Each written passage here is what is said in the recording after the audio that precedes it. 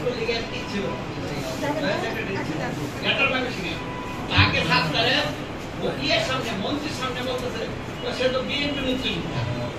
তখন মধ্যে তাদের ধমক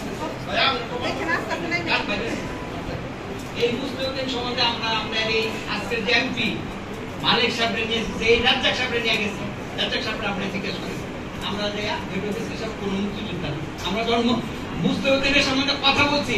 তখন আড়াইশ মুক্তিযোদ্ধা তারা বলছে গ্রুপেরা যারা আসে রাজাকার ছিল আমরা কি তাকে মুক্তিযুদ্ধ করতে পারছি দু একটা সাপোর্ট দিলাম শুধু মুক্তিযোদ্ধা না হ্যাঁ আমি 100বার স্বীকার করি মুক্তিযোদ্ধারা আজকে যারা ইউনিয়ন কমান্ডার আজকে যারা কোম্পানি কমান্ডার আজকে যারা আমাদের থানা কমান্ডার আজকে যারা ডিস্ট্রিক্ট কমান্ডার তারা যদি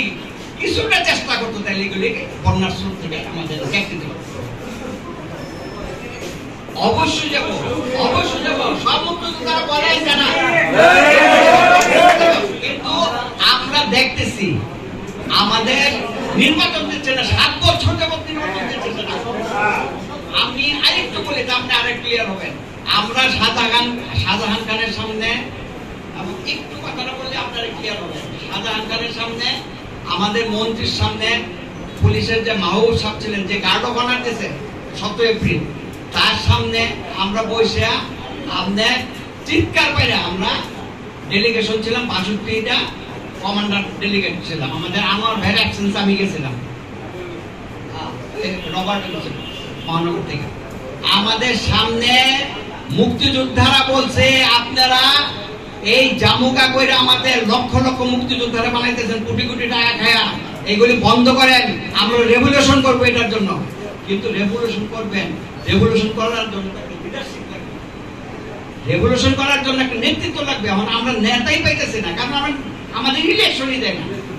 ইলেকশন দিলে মনে হয় সেন্ট্রাল কমান্ড হইতো আমার ডিস্ট্রিক্ট কমান্ড হইতো আমরা একটা নেতৃত্ব পাইতাম আমাদের প্রাইম মিনিস্টার যে ছিল তার কাছে আমরা বলতে পারতাম ওই বলারই সুযোগ নাই তার কাছে যাইতেই পারতেছেন আমরা এই আপনারা আশা করে মন্ত্রীর নামায় দেওয়া হয়েছে এই অবস্থা হয়েছে মন্ত্রীরা বন্ধ করে আপনার বন্ধ করছেন আপনার অক্ষম মন্ত্রী এইভাবে বলছেন আমরা ভয় পাই না